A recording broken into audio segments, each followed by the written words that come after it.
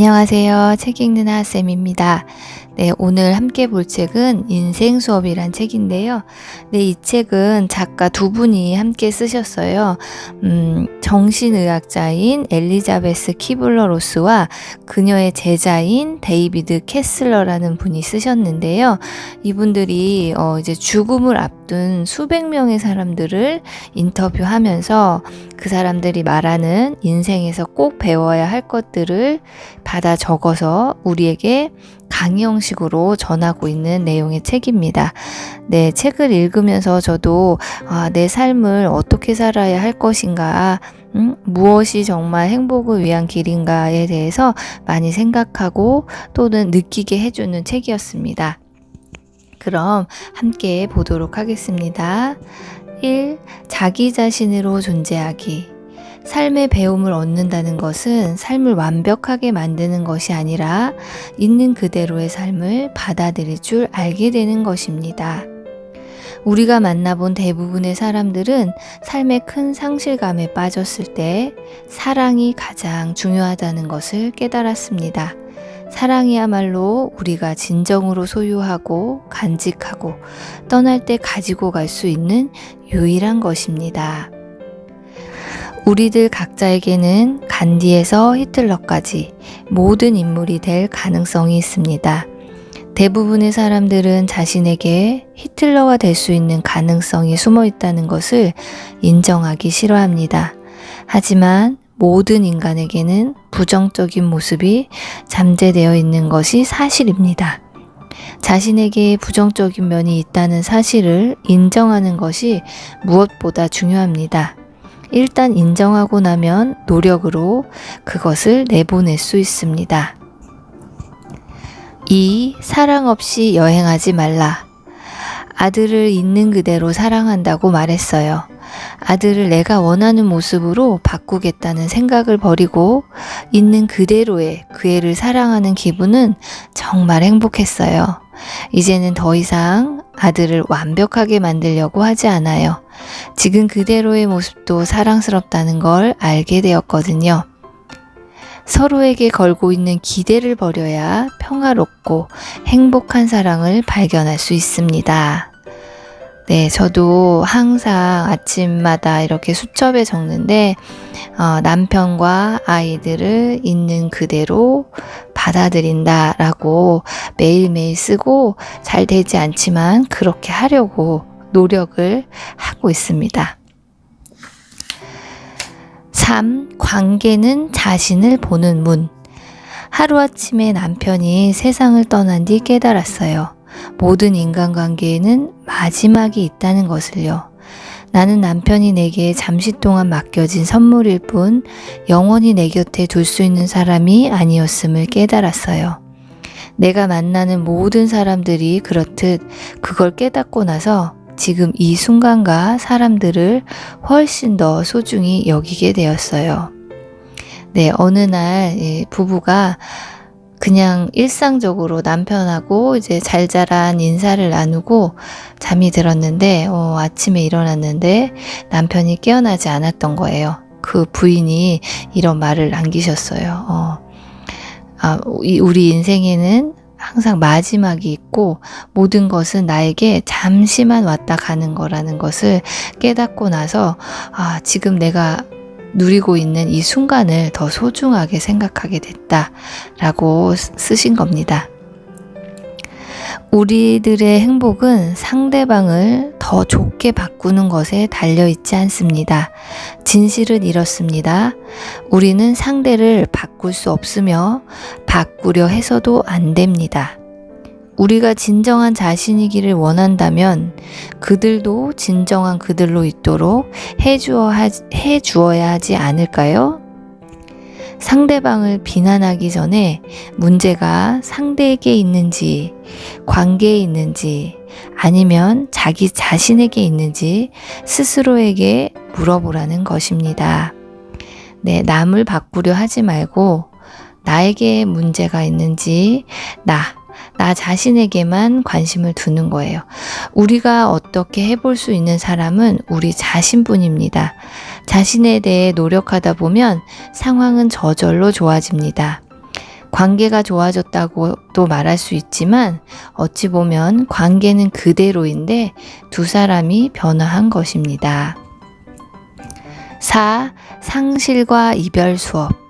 많은 사람들이 삶이 곧 상실이고 상실이 곧 삶이라는 것을 이해하지 못한 채 평생을 상실과 싸우고 그것을 거부합니다. 상실 없이 삶은 변화할 수 없고 우리도 성장할 수 없습니다. 옛 유대 격언에도 많은 결혼식에 가서 춤을 추면 많은 장례식에 가서 울게 된다라는 말이 있습니다. 이는 당신이 많은 시작의 순간에 있었다면 그것이 끝나는 순간에도 있게 된다는 뜻입니다. 네, 아까도 나온 말이에요. 이 말은 우리가 갖고 있는 것은 잠시 빌려온 것에 불과하고 시작이 있으면 언제나 끝이 있다는 뜻입니다. 5. 아직 죽지 않은 사람으로 살지 말라. 사람들이 당신의 사유지를 가로질러 다닌다면 적어도 1년에 한 번은 그 땅이 당신의 것임을 알리는 푯말을 세워 놓아야 한다는 것입니다. 푯말을 세우지 않으면 몇 년을 지나지 않아 그 땅은 곧 공유지가 되어버릴 것입니다. 우리의 삶은 그 사유지와 같습니다. 가끔씩이라도 우리는 아니요 또는 그건 나한테 상처를 주는 일이야. 네가 날 마음대로 할 수 없어 라는 말을 하면서 자신의 존재를 알리는 경계선을 그어야 합니다. 그렇지 않으면 우리를 통제하려는 사람에게 힘을 넘겨주게 될 것입니다. 힘을 되찾는 일은 바로 자기 자신의 책임입니다. 네, 저는 이 말에도 아주 공감을 했는데요. 나의 정확한 의사, 나의 정확한 너는 나를 괴롭힐 수 없어 라는 이런 자기의 존재를 알리는 경계선을 분명하게 나타내야 상대방도 그걸 지켜준다는 얘기예요. 내가 경계 없이 모든 걸 받아주면 다른 사람들은 여기 공유지를 사유지를 공유지 대하듯 나를 그렇게 대한다는 얘기입니다. 그러니까 나 자신을 위해서 확실하게 경계선을 긋고 살아가도록 해야겠습니다. 우리가 사는 삶이 얼마나 위태로운지 알고 나니 비로소 감사하는 마음을 가질 수 있게 되었어요. 그 감사하는 마음이 내 삶에 무한한 의미와 힘을 불어넣어 주었어요. 감사할 줄 아는 사람은 강한 사람입니다. 감사하는 마음에서 힘이 생기기 때문입니다. 모든 여유로움은 우리가 가진 것에 감사하는 마음으로부터 나옵니다. 자신이 현재 가진 것에 감사하는 일, 자신이 있는 그대로의 모습에 감사하고 자신이 이 세상에 태어났을 때 갖고 나온 것에 감사하는 일, 자신의 독특함에 감사하는 일. 네, 이렇게 감사하는 마음을 생각해 보면 참 감사할 일이 많아요. 그냥 모든 것이 내가 지금 갖고 있는 모든 것이 감사하다고 살면 삶이 더 풍족해집니다. 더 많은 걸 얻으려는 대신 이만하면 충분해 하고 만족해야 합니다. 6. 가슴 뛰는 삶을 위하여. 어제 내가 반드시 지금의 나는 아니라는 사실을 깨닫는데 크나큰 자유가 있습니다. 그때 더 이상 과거에 매일 필요가 없습니다. 지금 이 순간을 살지 않으면 상대방과 자신을 진정으로 바라보는 것이 아닙니다. 그리고 지금 이 순간에 살지 않으면 행복을 발견할 수도 없습니다. 과거의 문을 닫지 말고 가끔씩 그 문을 들여다보되 앞으로 나가야 합니다. 우리가 두려워하는 것이 실제로 거의 일어나지 않는다는 사실을 알게 되었어요. 두려움은 우리에게 실제로 일어나는 일과는 상관이 없어요. 삶에서 일어나는 일들의 대부분은 걱정과 두려움이 없이 저절로 찾아옵니다. 두려움은 사랑, 진실된 감정, 행복, 자기 존재의 확인에 이르기까지 모든 것을 가로막는 그림자입니다. 네, 우리 두려워하는 마음을 갖지 말고 실제로 내가 걱정하는 일이 많이 일어나지도 않고 또 걱정하지 막 걱정되고 이렇지 않아도 어느 순간에 올 일은 다가오게 되어 있으니까 좀 편안한 마음으로 삶을 대하는 것이 좋을 것 같습니다. 7. 영혼과 하루.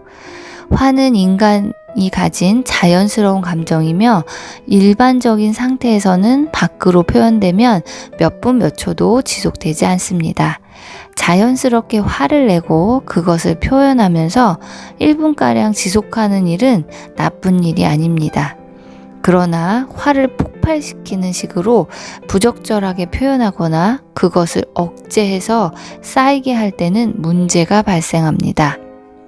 억압된 화는 단순히 사라지는 것이 아니라 해결되지 않은 채로 마음속에 남아 있습니다. 이 작은 화들이 그때그때 풀어주지 않으면 점점 더 커지다가 엉뚱한 곳에서 폭발합니다.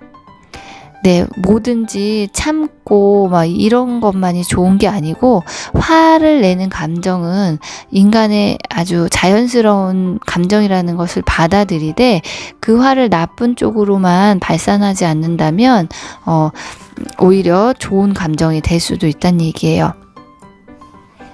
8. 무엇을 위해 배우는가? 우리가 알아차리거나 보지 못하더라도 모든 일이 좋은 쪽으로 움직이고 있다는 것을 신뢰하는 것, 인내심을 갖는다는 것은 바로 신뢰하는 마음을 갖는 것입니다. 신뢰하는 마음과 함께라면 당신은 어떤 일도 목적 없이 일어나지 않는다는 것을 기억할 것입니다. 삶은 당신이 여러 가지 상황들에 얼마나 사랑, 자비, 유머, 인내를 실천하는가에 달려 있습니다. 자신의 힘으로 바꿀 수 없는 상황을 인정하려 들지 않으면 우리는 지치게 되고 그나마 남아있는 힘과 마음의 평화마저 잃게 됩니다. 무언가를 바꿔야 하고 당신에게 그것을 바꿀 힘이 있다면 그렇게 해야 합니다. 하지만 바꿀 수 없는 상황을 인정하는 방법도 배워야 합니다. 9. 용서와 치유의 시간. 용서는 미움에 집착하는 것이 우리를 불행하게 만든다는 사실을 깨닫고 우리 자신을 위해 상처를 떨쳐버리는 것입니다. 용서를 미루는 사람은 그들이 다름 아닌 자기 자신을 벌하고 있다는 사실을 깨달아야 합니다. 실수를 하고 우연히 서로에게 상처를 주고 때때로 길을 잃기도 하면서 우리는 인생을 살아갑니다.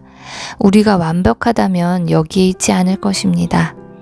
그리고 우리 자신을 용서하는 법을 배울 수 있는 유일한 길은 실수를 하는 것입니다. 인간이기 때문에 그런 실수를 저지르는 것입니다. 네, 인간은 누구나 실수할 수 있다는 것을 인정하면 다른 사람도 훨씬 더 이해하기 쉬워지고 내 자신도 받아들이기 쉬워진다는 얘기인 것 같습니다. 행복은 무슨 일이 일어나는가가 아니라 일어난 일을 어떻게 다루는가에 달려 있습니다. 행복은 일어난 일을 우리가 어떻게 해석하고 인식하고 그 전체를 어떤 마음 상태로 받아들이는가에 따라 결정됩니다. 당신은 관계에서 최악만 보고 있습니까? 아니면 최선을 위해 노력하는 편입니까? 어떤 것에 관심을 돌리고 마음을 쏟으면 그것은 점점 자라나기 마련입니다. 네, 그러니까 최악을 보지 말고 최선을 다해서 좋은 쪽으로 마음을 쏟으면 그것이 좋은 것이 점점 더 자라난다는 얘기입니다. 비교는 불행으로 가는 지름길입니다. 우리는 항상 한두 가지 면에서 다른 사람보다는 부족합니다. 10. 살고 사랑하고 웃으라. 죽음을 앞둔 사람들이 우리에게 가르쳐주는 가장 중요한 교훈은 모든 날들을 최대한으로 살라는 것입니다. 삶의 마지막 순간에 바다와 별과 하늘 또는 사랑하는 사람들을 마지막으로 한 번만 더 볼 수 있게 해달라고 기도하지 마십시오. 지금 그들을 보러 가십시오. 네, 여기까지 리뷰해 보았습니다. 네, 인생을 어떤 마음가짐으로 살아가야 할지 알려주는 책이었습니다. 주어진 것을 있는 그대로 받아들이고 상대를 바꾸려 하지 말자. 우리에게 주어진 것은 잠시 나에게 맡겨진 것임을 깨닫고 늘 감사하고 지금을 사는 사람이 되자. 화를 올바르게 다스릴 줄 알고 나를 위해 용서하고 실수를 인정하자. 행복은 어떤 사건이 아니라 그것을 대하는 나의 태도에 있다. 네, 이렇게 제가 이 책을 읽고 짧게 정리해 보았습니다. 네, 한번 읽어보시기를 권하고 모두 다 자기 자신을 사랑하면서 평화로운 마음으로 사시길 바랍니다. 오늘도 들어주셔서 감사합니다.